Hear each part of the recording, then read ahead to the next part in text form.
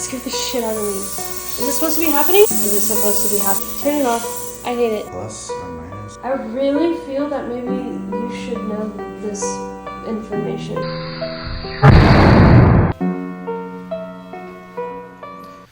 That was me when I was fat and stupid.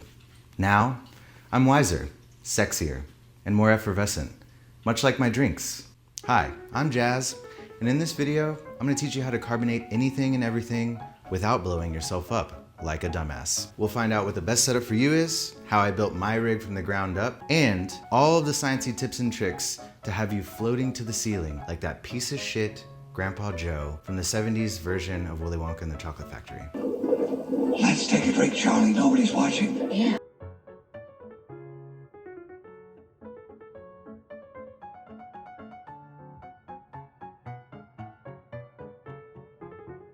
So there are quite a few different home carbonation systems out there now. You've probably seen a few, like SodaStream, ones that sit on your countertop. They all kind of do the same thing. They have tanks of compressed CO2.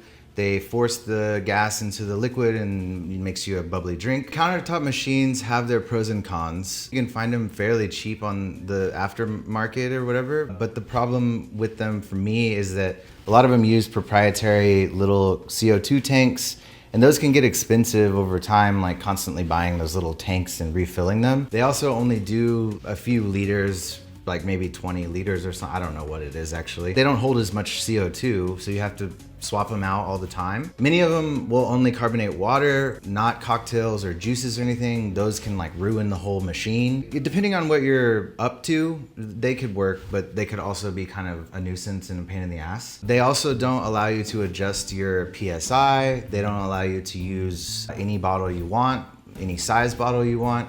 A lot of them have their own special bottles, so you gotta go buy those special bottles and have 10 of them laying around or whatever.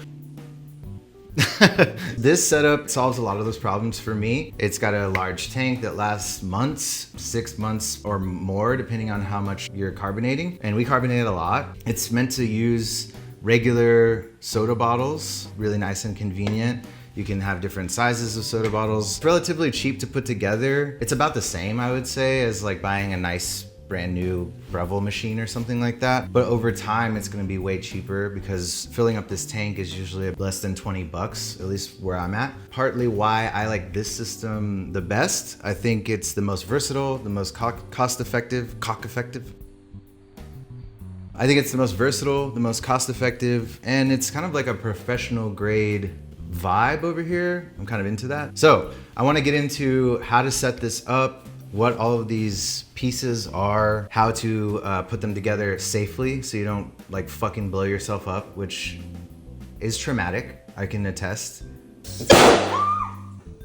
Hey Siri, play Scars by Papa Roach. Let's put this thing together. We'll start with the tank. The CO2 tank, this is a 5-pound tank. You can get 10, 20 pounds if you're working at like a bar or something. Maybe this is about as big as I could fit underneath my sink. So I went with the 5-pound tank. You do need to make sure these are inspected. I think the inspections, at least for my area, is a 5-year inspection. So once it's inspected, it's good for 5 years. And that's just to make sure that the tank isn't gonna like fail on you. Got this one on Amazon. It came pre-certified, which is nice. So we had 5 years on that one. If you're going to buy a tank aftermarket, you want to look for the markings on here that will have the date that the tank was manufactured, inspected or whatever. It'll be 5 years from that date, or you need to go get it inspected at your local gas man or whatever. We have a local spot that does CO2 gases and stuff for bars and restaurants, and that's where I get mine filled up. It's about $17 US. It lasted about 5 to 6 months, depending. I mean, we use it a lot. Like, I mean, obviously we're like cocktail people, creators, so I think a normal person would probably get a little bit longer out of it. So just know that you want your shit certified. So once you have your tank, it's full of gas. This part is the most important part. Again, this part is the most important part. This is the regulator. You'll want to make a note here that there's a washer here, and that's gonna allow this to get a tight snug seal, and that just screws right onto the tank. You can use a little monkey wrench to get it on. I just kind of pull this number and boom, it's on. What the regulator does is it regulates, obviously. The pressure coming out of the tank is 1,000 PSI. A lot. You'll see that the red dial here is bars, and that's barometric pressure. That's just another way of calculating how much pressure there is. You'll often see bars in like espresso machines use bars, but we're probably gonna focus more on PSI here. Don't mix them up because they're very different. Trust me. I thought it was on 60, but I think it was on like 1,000. Oh my God, Justin. Between 50 and 100. Oh my God, your hand's so fucked up. I know. It was between 50 and 100 bars of pressure, not PSI. It was like a bomb. Like it felt like a fucking actual bomb. Right here. So if I were to open the tank here, you'll see that this line straight from the tank to this regulator is the regulator pressure. And this one, the vertical one, is the pressure that's going to be going out of the regulator into the hose or into the bottle. So the most important part of this regulator is how to set the PSI for your regulator. Some regulators are going to have up to 60 PSI. Ours goes up to 230 PSI. So you'll want to make note of that. But you'll use this knob here. Sometimes you have to have like a little flathead screwdriver or something to set the pressure. You'll pull it all the way out and then slowly push it in until it hits the pressure you want. And then you'll use the little lock ring to set it in place. And don't touch it after that unless you want to have variable pressures, and you should be good to go after that. So this regulator, you'll notice, goes all the way up to 230 PSI. That's like way more than you'll ever need. Some regulators only go up to 60, and that's like basically plenty. I think that's about as much as you'd ever want to go. A normal bottle can only handle about 120 PSI. Technically, it's only rated for like 120 PSI before they can explode. In the grocery store, under pressure at like high heat, a lot of these bottles are sitting at 80 PSI just on the shelf. So these bottles can handle quite a lot of pressure, but you don't want to be going like that hard, like not 200 PSI hard. I would recommend 50. I think that's like more than enough for most applications. That seems to get us like a Topo Chico level, like it burns kind of bubble. If you wanted to go down to even as low as 15, you could kind of recreate a little bit of a much lighter effervescent bubble. That's up to you, and that's like one of the greatest parts about this is you can kind of tweak how much, how aggressive you want your carbonation to be. I like my shit like super carbonated. Once you have your pressure set, you're good to start carbonating, but do not start carbonating until you're sure that your regulator is set at the pressure that you want. And again, that pressure should probably be around 60 PSI or less. Once you close your tank, you can bleed that pressure and it'll go down to 0. The pressure coming out of the tank will probably stay the same until the tank gets really low, but it will happen pretty quickly, like once the tank is really low. You'll also notice the tank is very light. This is pretty heavy right now, but once it's close to empty, it'll be like, like an empty soda can. One last thing for the tank before I forget. Some tanks you'll find have like a black cage around this part, and that is something I would recommend if you're setting this up for a commercial situation, like if you're at a bar or if you're at a cafe or something like that. That's just gonna prevent any of this from getting knocked around. Good to have like a safety cage here. Ours doesn't really see a lot of movement, so it wasn't a big deal for me, but just keep that in mind. This program was made possible by contributions to the Very Good Tip Jar from viewers like you. If you're enjoying this video, please consider liking and subscribing to our channel. Thank you for your support.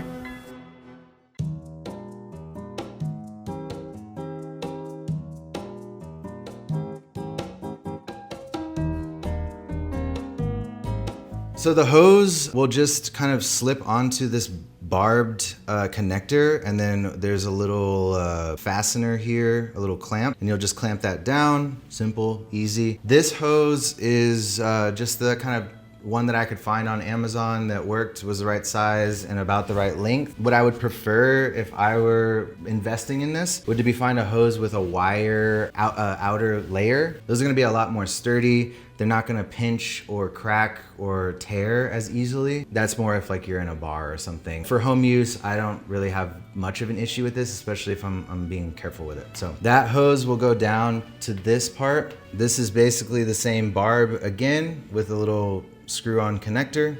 It's clamped on. And then the last part here is your ball lock valve connector. This connector is meant to fit onto a ball lock valve that goes onto a normal bottle. The one that comes with it usually doesn't have this special back valve stopper. I opted for this one because I use this for cocktails as well as water. So this is very important. If you plan on using this for cocktails or anything with juices, syrup, coffee, anything other than water, honestly, even if you're just using water, it's probably a good idea because it's gonna prevent anything from getting into your hose. And that could be a problem if you're carbonating stuff with sticky juices and stuff and it gets in your hose. It's gonna start developing mold. It's gonna be disgusting. And then you're pushing like moldy crap into your water, your cocktails, your bottle, whatever. Obviously this hose can be cleaned, whatever, but just know that. Ball lock adapter for a regular PET water bottle. They come in plastic or metal. The metal one's nice and heavy and it works, but the plastic one works just as well. As far as I can tell, it's basically the same thing. They both have little rubber gaskets to help create a nice seal that may need to be replaced over time. Same with these top rubber that will help keep a nice seal. They may degrade over time. So the ones that I bought come with extra replacements. So if you ever notice that you're not getting a good seal or if there's hissing and stuff, that might be it. So the last part of this whole chain is the water bottle itself. These are Topo Chico water bottles, but what you're looking for is essentially anything that had carbonated beverage in it before should be rated for whatever it is that you're trying to do. Usually they're rated much, much higher than is necessary, so they avoid any problems during shipment and moving them around at the grocery store and shit like that. Any kind of Coke bottle, soda water bottle, I mean, we have multiple different kinds. These little bumpy parts on the bottom are especially designed to prevent blowouts. With these bottles, you can reuse them many, many, many times. We've had a lot of these since the very beginning. What you want to look out for is when they start to deform.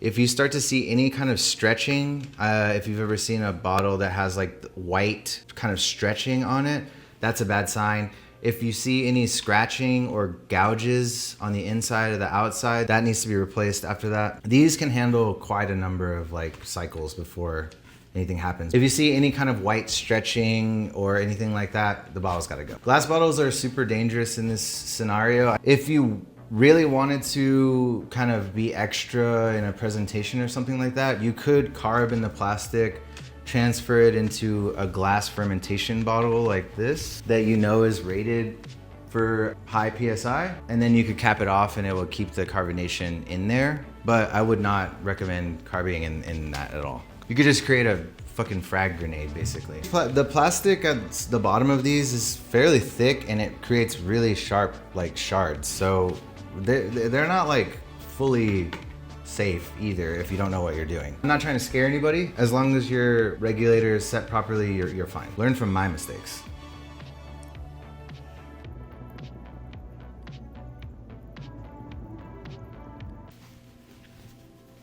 We've entered the tips and tricks section. First, we're gonna start with water, how to carbonate the bubbliest water, how I do it step by step, and then we'll move on to cocktails. I turn on the tank first, all the way open. All the way, not halfway, all the way open. This can cause problems with the valve inside. All the way open or all the way closed, always. Once this is open, you now have pressurization here, and then you open this part here, and that will actually open up into the hose. So once both are all the way open, you're ready to start carbonating. So let's carb some water. I like to use filtered water from the Brita.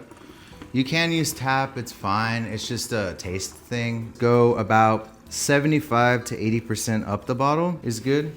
You want to leave a little bit of headroom so that the carbon dioxide can sit in there and slowly dissolve into the liquid. Before we do that, we're going to press all the air out to the very top, and then I'm going to screw on my cap. As you can see, it's cold already. It's like fridge cold, but we want to throw it in the freezer for like 45 to an hour to get it like basically freezing cold. You're basically going to look for some ice to start forming. See, this water is almost, it's beginning to freeze. It's slushy. There's like ice crystals all forming in here. Remember, cold, the colder your water is, the more CO2 can be dissolved in it. I'm shaking it to get as much CO2 in there as possible. This particular head or whatever makes that weird like choking a chicken sound. It's like a, you know, like a rubber chicken kind of sound. The other one doesn't really do that, but it's just the sound of the valve basically. It's not a big deal. I like to hold it like this, like almost like a gun kind of, and that's just to keep this from bending and shake it. So this first shake is the longest one usually, and this is where the majority of the carbon dioxide is going to go into the water, and then the last two are just to kind of purge any oxygen that's left over and force carbon dioxide in where it used to be. I'll shake it until it starts to hiccup or like it starts sputtering, and you'll hear it like it's not really consistently coming in anymore. So you can stop. It's full of gas.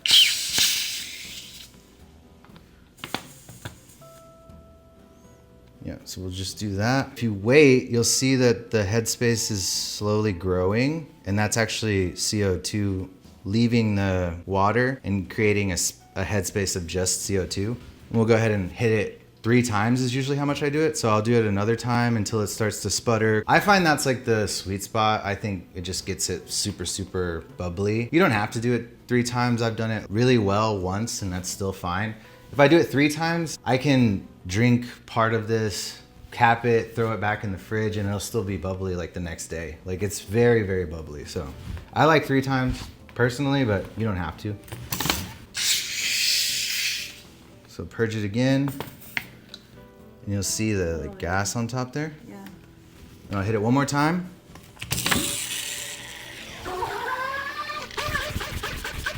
All right.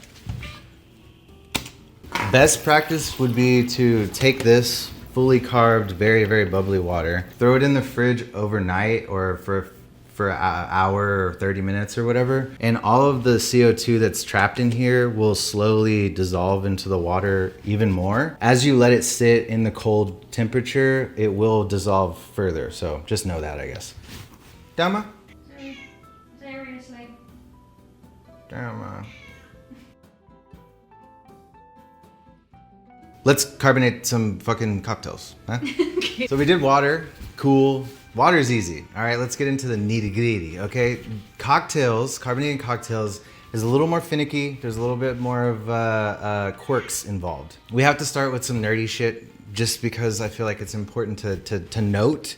You can do whatever you want, but I think knowing this stuff is gonna help you move forward and get the kind of cocktail that you want at the end of this situation. The most important parts of this are going to be nucleation sites, surfactants, or foaming agents. Nucleation site is just a fancy word of saying a place where bubbles can form. This could be dirt in your glass. This could be pulp in your juice. This could be cracks in your ice. Little places where bubbles can form. Bubbles are just CO2 leaving your drink. In order to mitigate that, to get as little nucleation sites as possible, people like to clarify their cocktails before carbonating them. The clearer your cocktail is before you carbonate, the smaller amount of nucleation sites you're gonna have, the bubblier it's gonna be for longer, and you know, that's important to some people. You can clarify your cocktail in a multitude of different ways. You could just run things through coffee filters, really fine filters. There's agar-agar clarification, where you kind of gel your juice and allow that to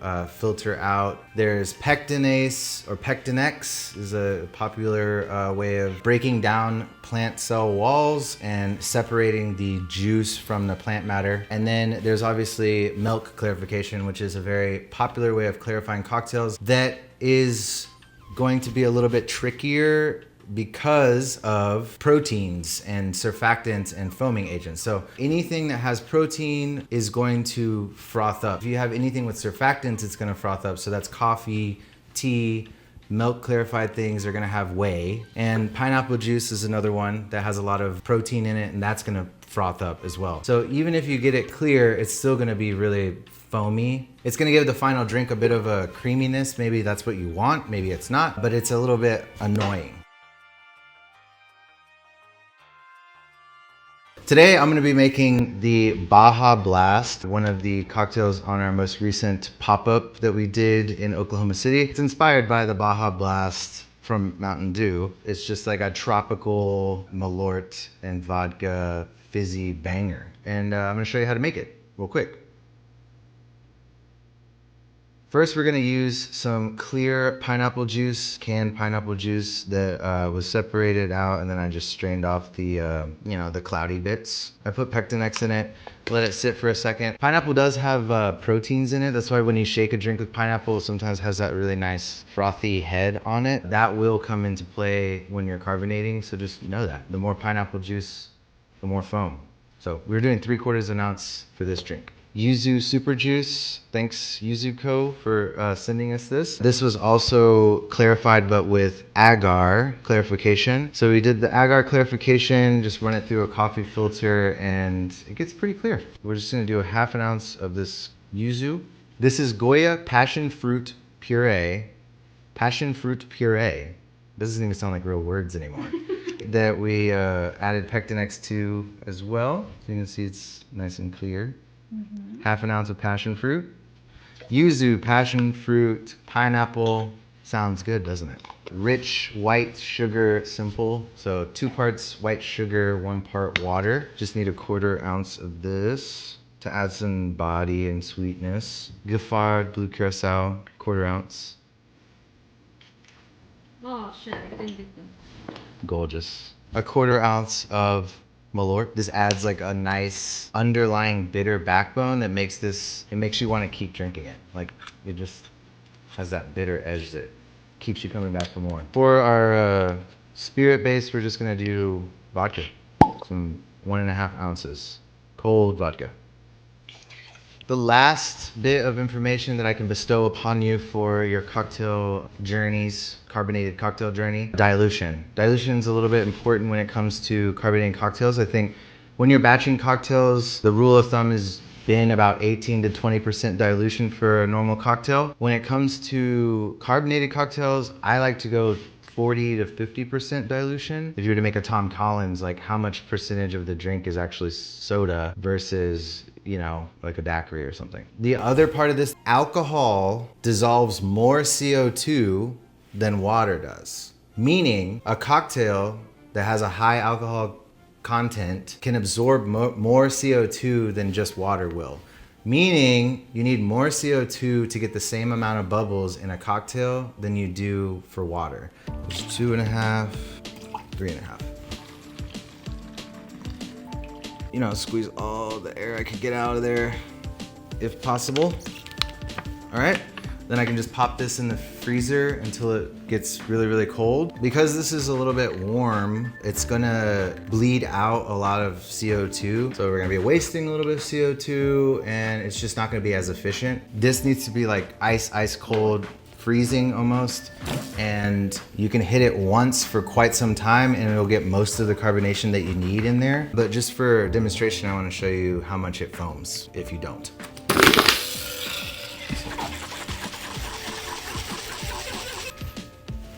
Good. You see how it got crap in there? I didn't see. Oh. You see? Yeah. When you're done with this, I just kind of do like one of these numbers. It has, some froth going on here. Hit it with the carb, throw it in the fridge, let it rest, let all of it kind of settle, because all that CO2 is just like really shook up in there, and you want all of that to settle, sort of like a shook up soda, right? You don't want to like open a shook up Coke and it just freaking goes everywhere. Bleed it really slowly. Yeah, and then hit it again, and maybe do that 3 times or whatever. That's how I do it, at least.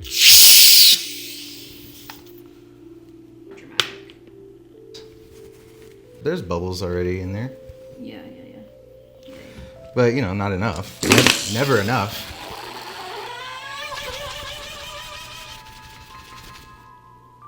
See? Yeah. And you see how it's like all kind of upset right now? Mm-hmm. If you let it calm down and get clear, it'll give you less problems.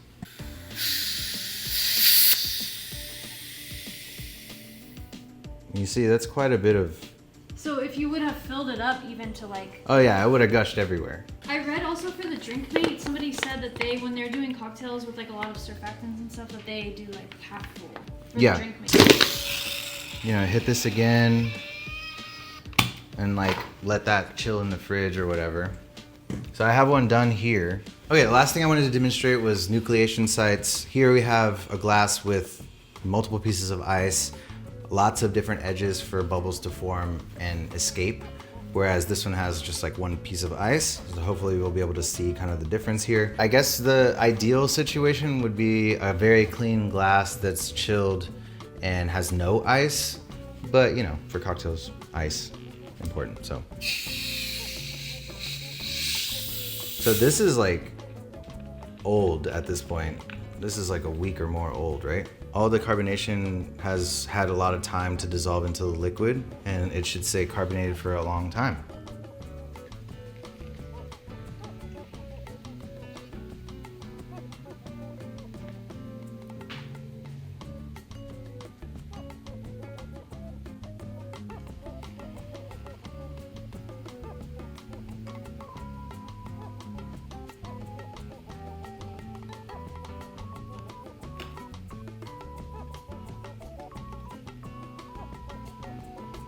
Yeah, so with like those small ice, you kind of have to like pour a little away. Well, I was also gonna like show, hopefully once it settles, like you can maybe see a difference here, but I don't know. Maybe it isn't that big of a deal. I mean, over time it will, this one will go flat faster than that one will. So if you notice, like this one's much bubblier than this one at this point, because I think a lot of the gas already left this one, you know? Yeah, these are big, beautiful bubbles. Oh my God, look at that. Wow. Well, yeah, I hope this was fun or interesting or helpful in some way. If you have any questions, please drop them in the comments. If you would like to purchase stuff to build your own rig, I think we will have like links for all the parts. Thank you. If you want to become part of the staff here at Very Good Drinks, simply subscribe and like the video. We also have a Patreon you can join, a Discord you can join with monthly challenges, and some of the most brilliant bartenders in the world from all around the world in that Discord to answer your questions and help you along your journey to create the most fun, beautiful drinks that your little heart desires. Thank you for being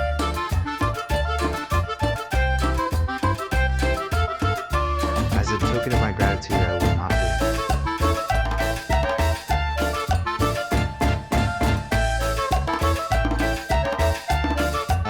These are our patrons kind of going by right here. Thank you to all of our patrons and everyone who's helped us. Thank you to all of the people who have supported us along the way. And yeah, we'll catch you on the next one.